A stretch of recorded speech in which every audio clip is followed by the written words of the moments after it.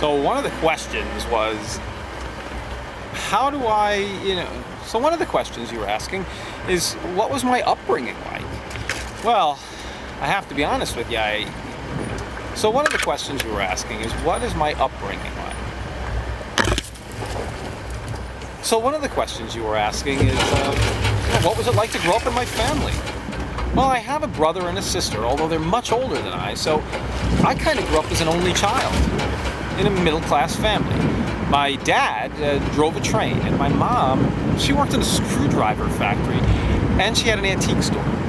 So, through the antique store,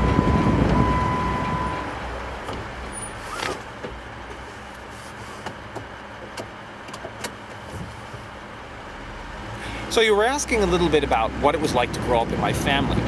Well, when I was growing up, so you asked a little bit about what it was like to grow up in my family.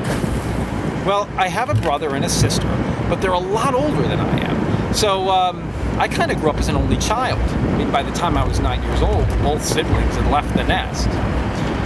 It was in a middle-class upbringing. My dad drove a train. We'll talk more about that later.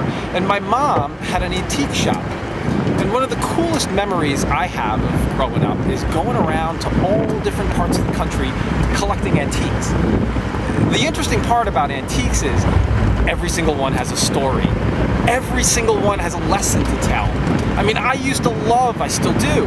I love to go to museums, and I don't read the cards, at least not at first, because I want to try and figure out what it is that thing is.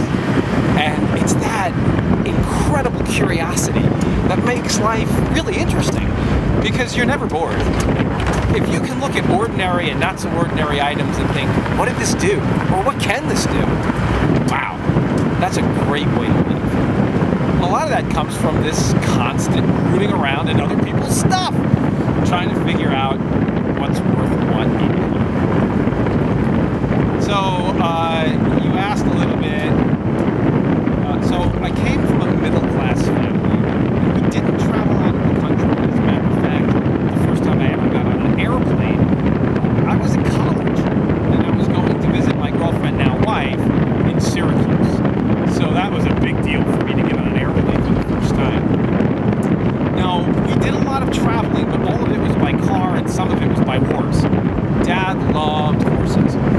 We couldn't really afford horses in the traditional sense, so we grew our own corn and we grew our own hay.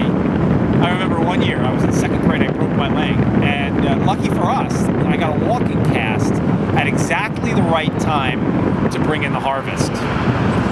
So, wait a minute, just traffic.